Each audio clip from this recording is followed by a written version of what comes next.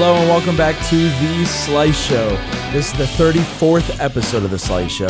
My name is Joey, and I'm here with Adrian, one of my best friends. Today, Tyler's not going to be here again. It's because he's got to get up early in the morning, open that golf shop that he works at. Yeah, work, life, it blows sometimes. Yeah, but it's all right. We're here to give you guys the best entertainment possible. We're going to be talking about Drake and the Grammys and how fucking rigged the Grammys are. I'm Back just at gonna it fucking with another late night episode at 12:22. But anyways, how was your day? Pretty work. Honestly, I was gonna say pretty good. Just work. Got into work around like 8. Got out at 7. No, 6. It's like almost like a 12-hour day. So it was kind of a fade. I'm not gonna lie to you. It was kind of a pain, but all in a day's work. Another day, another dollar type of deal. Kind of sucks, but Gotta get that money. what about you, bro? I had the day off, so it was actually kind of nice. What'd you do? Me and Hardeep went down to Drive Shack at 5 o'clock and got hit with your wait is gonna be 3.5 hours. So See, I'm not a big fan of golf, so so we went around the corner and went to the mall. Hardeep had to go there to get his grandmother's phone taken care of, which we didn't even end up doing. But so the reason why y'all like were okay with waiting didn't even happen. well, no, it's straight because we got food and then we like walked around the mall, just saw like what there was, saw how dead the mall was because like it's a mall in 2021. Like, but anyways, even the nice ones, fucking yeah. But anyways, then we went to Drive Shack. I almost hit the sign a couple times. flex. I was really trying. But yeah, no, it was a good night. It was a good day though. It was really good. But anyways, we'll go ahead and get started with it. So Drake, Dude, like we were talking about this off the pod. I still kind of like the numbers obviously proved me completely wrong. I was about to say last time we talked about Drake, it was right after he dropped or right before he dropped. No, it was right after. It was right after. Like the day after he dropped. When we threw that episode. Yeah, up. it was the day after because I remember you saying how like, oh, it doesn't feel like a normal Drake drop. Like I'm not going on Instagram and like seeing it everywhere and stuff like that. Me personally, it's still like that. Which like, yeah, it's true. But like as soon as you go and look at any chart, not just one chart, not just two charts, just any of the charts, 1, 2, and 3 are all Drake. I feel like not anymore, not at this point, but like when they debuted. But I feel like honestly, like that further like almost proves the point. It's almost like it's the three best songs out right now in that very moment. Yeah. And like it's not like it's kind of counterintuitive because like people don't want to see the same thing plastered all over their social media, but I expected that too. Yeah. Well, maybe it's in a sense because of the fact that What's Next, the one that like is arguably one of the better ones out of the 3, already blew up on TikTok before it even released. It leaked. And it already like went through Twitter, TikTok, like everything before it released. TikTok in the music industry, like it's fucked. We're gonna talk about that a little bit later, but yeah, it's fucked. I'm about to say it's so fucked. It's not a good mix in my opinion. No. It's ruining a lot of things. But it does help. It helps a lot. Like if you use it properly, it helps. Like artists like this new artist that's coming up. He doesn't even have like a million monthly listeners on Spotify yet, which like that's relatively small. Like Lucky. Like have you heard of Lucky? No. Lucki? No. Well, I say he's like really big in like the hype scene. Like a lot of this like fashion TikTok people like listen to him. So like, when I was seeing that, I saw him. So like thanks to TikTok, I found a new artist. For sure. Oh, I've done the same thing. I can't tell you how many times like on my For You page, I'll see an artist like, oh, I'm unsigned, blah blah blah. I'll listen to this and I'll hear it. I'll be like, oh, that's kind of dope. I'll go over to Spotify and hit like it or something like that. I'll listen to it a little bit or something like that. But like it always kind of just fades out. It always kind of just like. And there's the polar opposite effect, like Mr. Rage, like Trippy's song. Yeah. Where it's like that sound, it's kind of now like. Now I still think it's so hype, and I think it's so dope. But now when I listen to it, I'm kind of over it. I'm just kind of like, okay. Well, the nice thing with that though is the fact that the thing that was going popular with it was the beat with a Cardi verse that had already been on a different song. So, in a sense, like once Trippy drops, yes, the beat will already have been like heard and stuff like that. but you wouldn't have A heard whole like different sound will be on it. It's not like What's Next where like you literally heard the exact song that got released like a week later. You know what I mean? Drake only dropped it because it got leaked. Yeah. Pretty much. That's what I feel like happened. But yeah, no, it's like Drake proves again that like he's just different. Like there's nobody out there right now like Drake. And I mean, like we were talking about, that's why he's the only artist to charge over $500K for a feature. $1 million. A whole mil. $1 million. A whole M. Yeah. To have Drake potentially just say 20 seconds worth of stuff. So is it worth it? I was about to say, I don't know how you feel about this, but I think it's justified. I think it's justified. It's almost like I want to immediately say yes, but think about Block Boy JB. What do you mean? Like what happened to him? Well, I mean, but that's on him. That's not on Drake. When Look Alive came out, yeah, like everybody knew who Block Boy JB was because of that. But it makes you so it's like look at what happened with Lil Baby.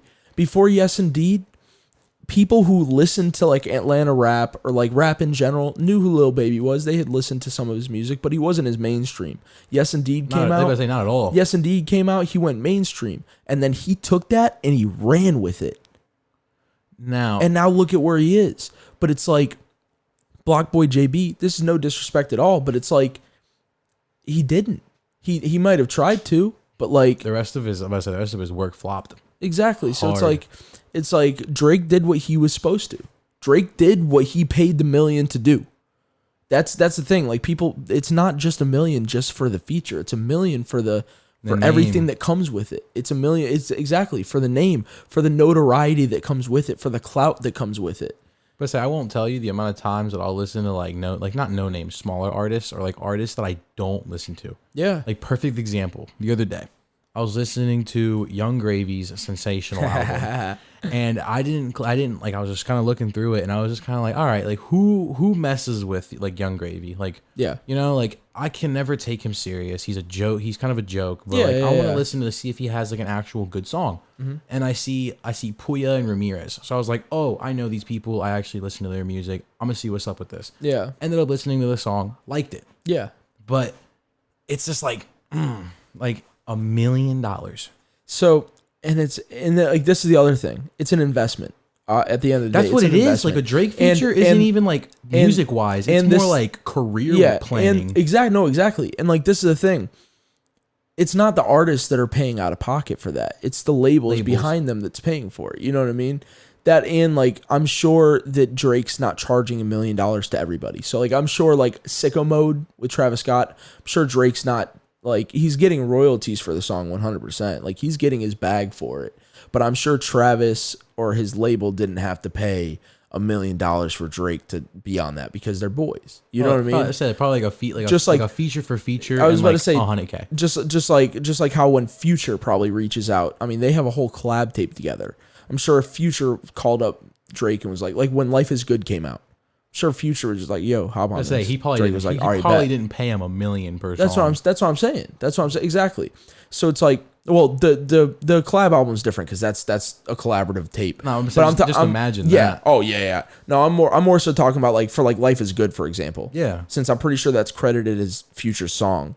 It's like I guarantee he probably just called up Drake and was like, "Yo, I got this shit that like I want you to be on. This is a hit. Exactly. I need you on it. Exactly." So, and vice versa. I'm sure it goes both ways. Just like with Travis, it goes both ways, stuff like that. But like I said, for people like Lil Baby, for people when that came out, obviously not now. Now Lil Baby's going and doing it himself. Lil Baby is taking artists and charging them however much he wants. Isn't it $100K for a Lil Baby feature? I don't think so anymore. It used to be $100K. It's more now or less? I think it's like $250, $300 now. He might low. No. No, after the last like few singles came out by Baby, I'm pretty sure I saw him saying somewhere that it's 400 now. Like he raised it to 400 like after like this past like couple months cuz $400K. I mean, but it's deserved. It's like look at like ESTG. I didn't know who ESTG was before Real As It Gets. Yeah, no, honestly no. I was about to say I'm sure there was a lot of people that didn't. But that's where the strategy comes in. When ESTG hops on that song with Lil Baby, or when 42 Doug hops on a song with Lil Baby, or something like that, it's all strategy. Like 42 Doug is signed to Lil Baby's 4PF label. So it's like, obviously, Lil Baby's going to throw him on a couple songs on his album, or on a song on his album, a song on the deluxe, stuff like that. And that helps 42 Doug blow up even more. I didn't know who 42 Doug was before that. No. I like 42 Doug now. It was like before that whistle, I did not know who that was. Exactly. I'm now somebody who enjoys his music. I'm not going to say I'm a huge fan or anything like that at the moment. But without Lil Baby, you would have never been put on. Exactly. So it's like, Baby is now able to do what Drake's doing on his own level. It was like he can put on people respectively. Exactly. Like on. Exactly. So like, obviously he's not going to sit there and be like, yo, I want a mill. Obviously he might get to that point, and if he does, then I'm sure it will be justified. But like at this point, 400K, 100% justified for Lil Baby, I think. Because it's like, like I said, it's more of like we were saying, it's more of like a career, like, strategic thing. Do you think Lil Baby right now brings you more attention than Young Thug or Future? At this very moment, yes. Like, you say that confidently? Yes, at this very moment, yes. Like, I love Young Thug. I love Future. I think that they are both GOATs in their own like right. But I think at this very moment, Lil Baby is the hottest artist, like in general. Hotter than Drake, you think? Yes. Like when you say yes, just because of the fact, because I'll use your fucking what you were saying against you, because you go on Instagram, you see Lil Baby everywhere, bro. You go on Twitter, you see him everywhere. You go on TikTok, you see him everywhere. He kind of dipped off the TikTok scene. Yeah. I mean, he's on mine because I'm a huge Baby fan. But so it's like obviously he's not really mainstream TikTok anymore. But no, you're right. He is all over Instagram. I was about to say, so it's like, yes, if you look at the charts, Drake's at the top of them right now. But Baby has 4 songs in the top 15 on Apple charts. He has now he has number 1 with Drake for Wants and Needs, because that took over What's Next. He also has Real As It Gets. On Me is like number 14 or something like that. The 2 singles he dropped together. I don't think Everybody is up there anymore. But it was though. There's yeah. Oh yeah, it was up there at one point. But there is one other song I think that he has that's up there that he's a feature on or something like that. But like, my point is, it's like he is on a run of like, yo, I'm just gonna go and just work, and that's what he's doing. And it's like, yeah, I mean, he's kind of playing it, like he's playing his own game with the rap world. Yeah, I was about to say, people compare it to Lil Wayne's run in what year was it? 09 to 10, probably. Yeah, where he literally just was on everything. Dropped an album, dropped a tape, like on every single feature, like, and then like Lil Baby's about to drop a tape with Dirk. A collab album? Yeah, I was about to say, which that's gonna go hard, in my opinion. That's gonna go hard. I think so as well. I think Dirk's kind of like trying to do what Baby's doing. Well, Dirk's like, he's trying to really get to mainstream level. Well, I think he is. I think he's getting there. I think that's what I mean, because like, of the Laugh Now Cry Later tape. Nah, not even that. Like don't get me wrong. He took like almost like his career and his the way he presents himself, I feel like, too, as an artist. Yeah. Like, completely took this like shift, like tectonic shift. Like, I feel like he's going in a completely different direction. Oh, 100%. Because I think he started embracing the whole like voice of the streets type shit more. But I say like the Cole Bennett, like working with Cole Bennett. Yeah. Like, that's like 100%. Like, don't get me wrong, Cole Bennett's so talented. Oh, like, 100%. Like, you'd be dumb to not take that opportunity. Yeah. But I feel like Lil Durk before like wouldn't have done something like that. Like, you know what I mean? Like, he would have done the like traditional music video of like that type of rap. I was about to say, because like he was already on like an upward trend, and then Laugh Now Cry Later dropped, and that put him to like more mainstream, because like he was on an upward trend in the rap community. That's people what I who mean. People who listen to rap were starting to fuck with Durk again and starting to listen to Durk like a lot more and stuff like that. He kind of like hopped a different lane. To whereas it's like now, people who don't listen to rap know who Lil Durk is. To whereas like a year and a half ago, 2 years ago, I'm about to say a year ago, I viewed Dirk as like you have to be like a rap head to kind of like him. Like exactly. That's like my you point. can like he was not mainstream. Like you are not loading up Apple Music's Rap Life or whatever, and like you might see a song or two. Yeah, by Lil Durk. But like now it's like he's probably the cover of it. Yeah. Like to be honest with Yeah, you. it's him, Baby, or Drake. Yeah, at like the one of them right now. And it's been like that kind of for a while. Like that like scene. Yeah. If I say like Lil Durk, like I said, he's kind of trying to put himself like on that map with Lil Baby, like following his steps. I was about to say, and like I'm really excited for that tape. I'm really excited. I guess it's gonna be called The Voice of the Heroes. Because Lil Durk's the voice, right? Yeah. So that makes Lil Baby the hero. I guess. Which it's a cool name, yeah, but yeah. like that's kind of weird. Yeah. Like you know what's a cool name? Like Silk Sonic. Like that's cool. Like that's a really like cool that's name. cool. Like that's a really cool name. Like We're gonna get into that in a minute. Like that has a what's the word? Like a click to it. Yeah, yeah. But I mean that's just a rumored Name. title. Yeah, name. Like Baby came out on live and said that might be the name of it. But anyways, another thing about Baby. I don't know if you saw his Grammys performance, but it was easily one of the best like performances in general or of the night. Like in general, like in Grammys, like in general, in my opinion. What makes you say that? Like, what was so? I mean, obviously, like the meaning behind it and everything, obviously, but like on top of it, just like using that platform, using that stage. To like do, because he easily could have gotten up there and been like, all right, bet I'm performing at the Grammys. Let me turn up. Let me play On Me. Let me play fucking Real as It Gets, the new song that just came out. Like, let me hype that up. Let me hype up like whatever else. You know what I mean? But like he chose to do the bigger picture because it had a meaning behind it. Because he knew that that was on a grand stage in front of millions of people.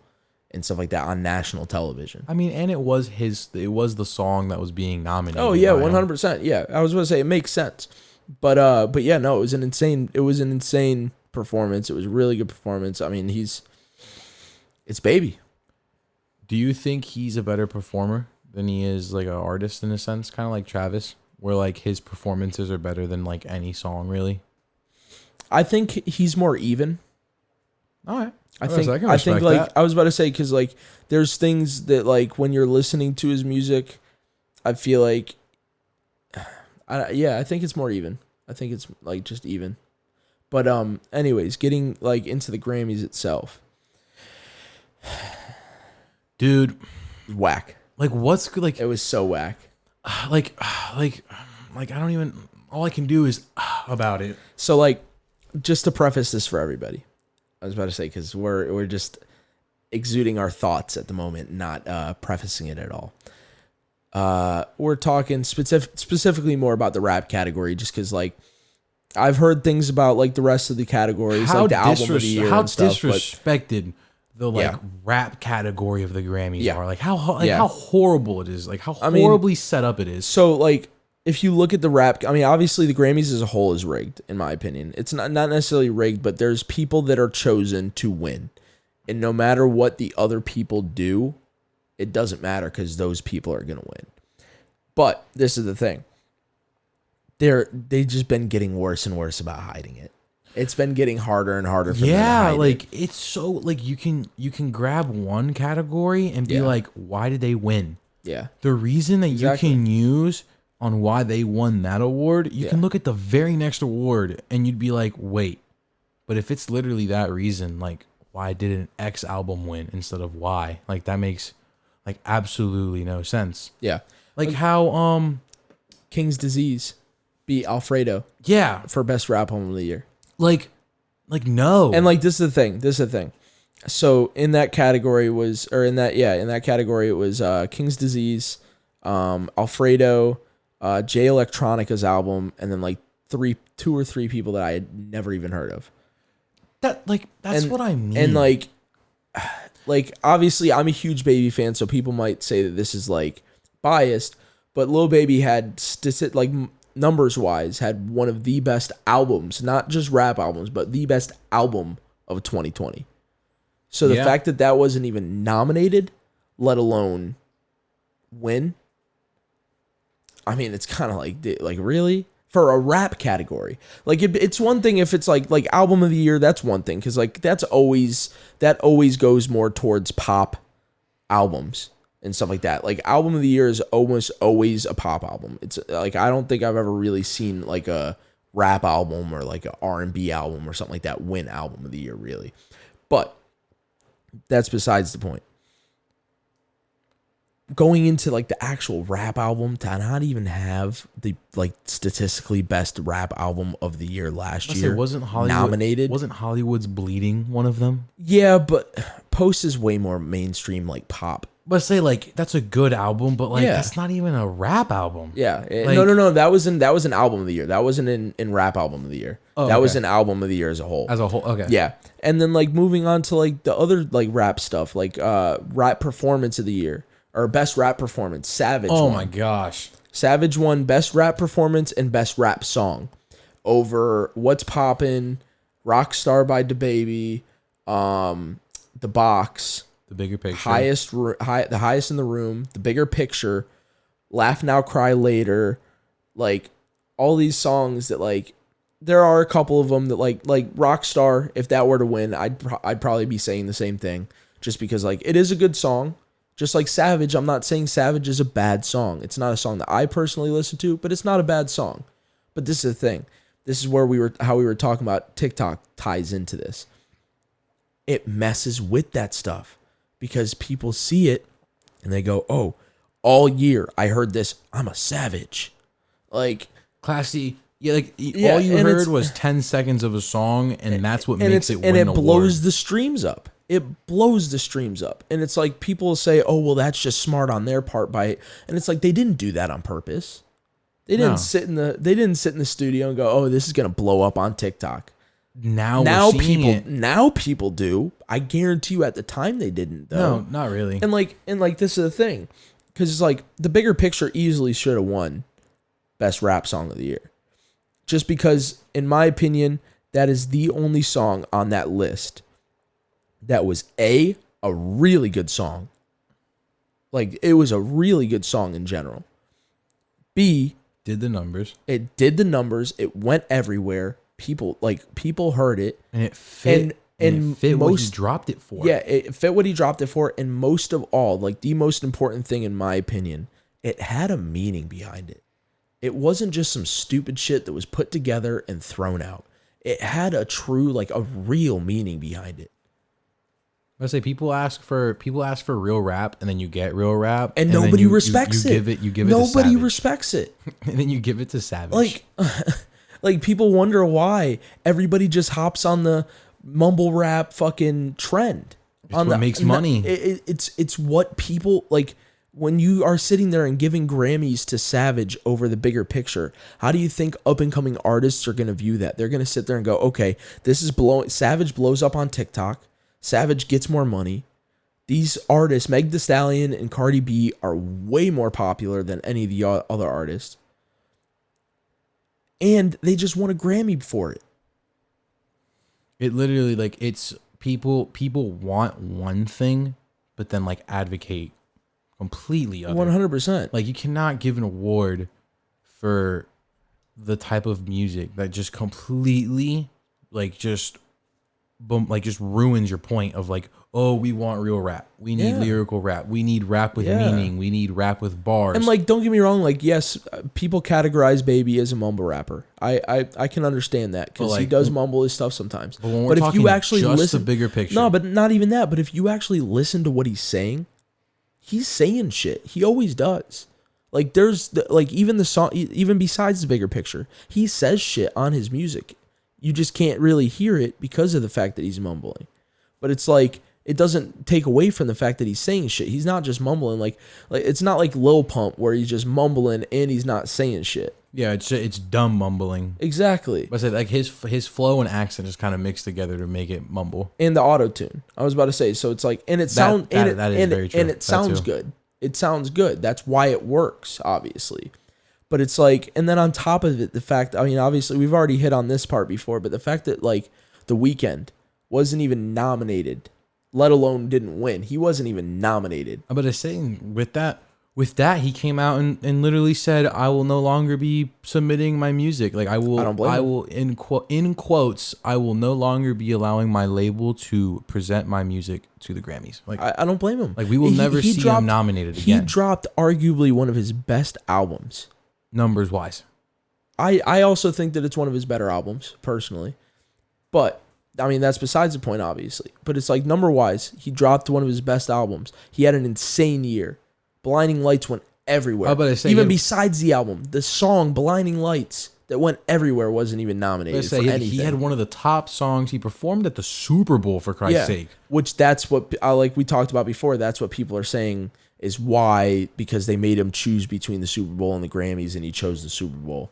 But it's like I honestly don't blame him. I don't blame him for choosing the Super Bowl. I don't blame him for not submitting his music. That's my point. I was about to say, because now it's like next year, say he drops another album next year, goes crazy. Now there's not the talk about, oh, he got snubbed, because it's like, well, he didn't he didn't submit it for nomination. Like, he doesn't know. So it's like he's probably tired of just hearing people, you should have won, you should have won, you should have won. Like that pissed me off. It's I think he's just trying to take the credibility away from the Grammys, because right now the Grammys have the credibility, have the leverage over him. Let's say it's what he can do to like take that back from them. Exactly. And it's like it's just a classic case of the Grammys not giving people credit when it's due at the time when it's due. Because like look at Nas, for example, to go back to that, winning for King's Disease. How does Nas win for King's Disease but not for Illuminate? Mm-hmm. Arguably his greatest album, like way better than King's Disease. I mean, like I don't listen to Nas a lot, but like I know for a fact that is a goated album, that is his best album. And how are you going to give him? Like, I feel like it's the Grammys going like, oh word, yeah, we forgot to give it to you back then, so we're just going to give it to you now. We'll make up for it. But it's like that's cool and all, but it's like now that's fucking over Freddie Gibbs. So now in 10 years from now, when Freddie Gibbs releases an album that's arguably worse than Alfredo, are you going to give him a Grammy for that since you didn't give him one for Alfredo? Like that's like, and it's that if that's the case and if that's true, it's almost like, what's the point of going for the award if it's like you don't even know what leads to you winning it? Exactly. And it's like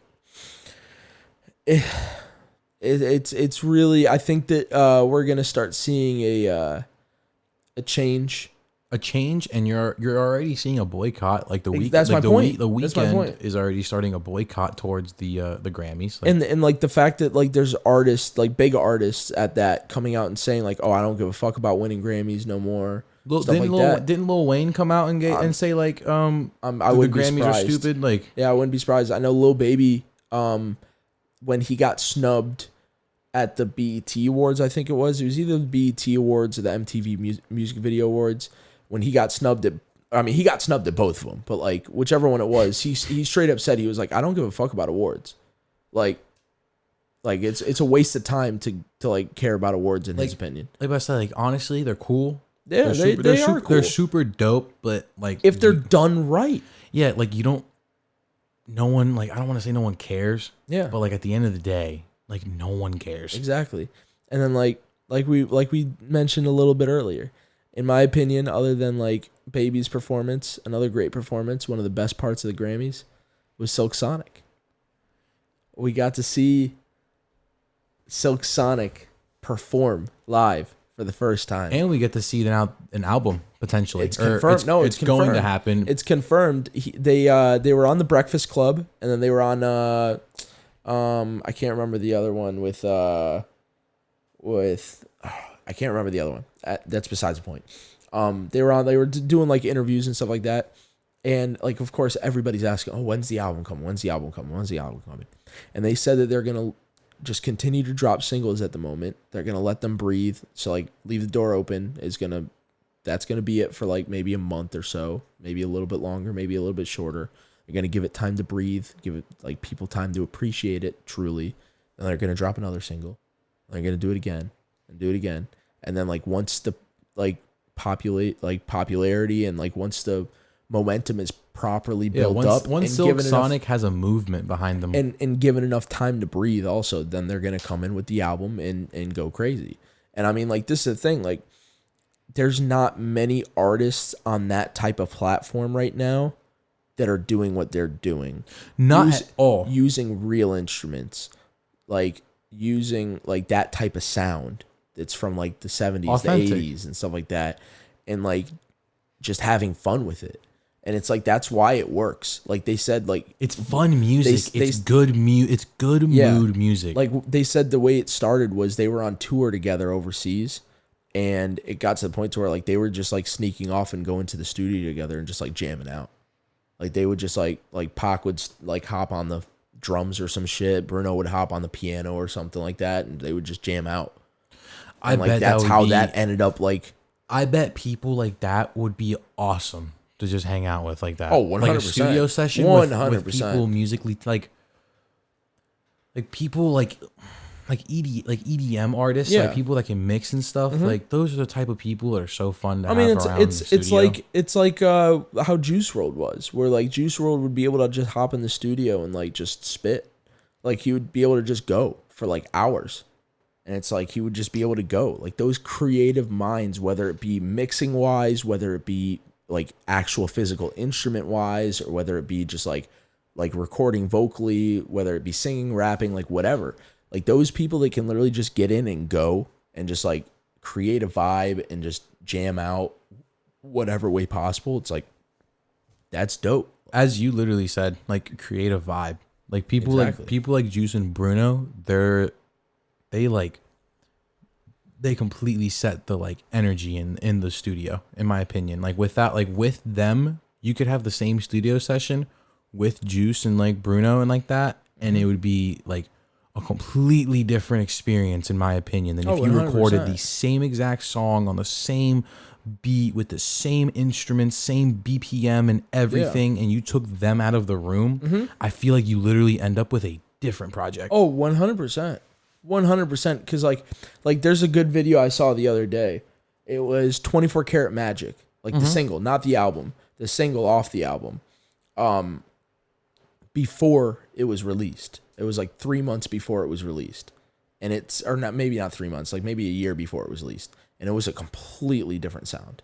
I bet. Like it sounded similar. Like you could hear like the like remnants of the song sampling that we know and stuff like that. But it was like even like the beats that he was doing and like the little like piano stuff that he was doing, it just sounded way different. And it's like that's because, and it sounded good. Like it didn't sound bad. It did sound like a finished song, but like it wasn't what, like that's why he takes so long, because he's a perfectionist. He sits there and like he hears something, he goes, okay, like that's really good. It can be better. And he just keeps on going with it until it's literally perfect. Until he feels like he cannot add another bit to that. Exactly. And another thing that we're not adding another bit to is this episode. Yeah, it's over. It came fast. It's gone even faster. We hope you guys enjoyed this one. We appreciate you guys if you're still watching. If you are, please hit that like, subscribe button on YouTube. If you're on YouTube, go ahead and hit that follow button. If you're on if you're on Instagram watching this, at slice.fl, at the Slice Podcast. I was about to say our main one is the first one and our podcast one is the second one. Obviously, it has podcast in the name. But anyways, we will go ahead and catch you guys in the next one. We appreciate you guys for watching, and we'll see you. Deuces!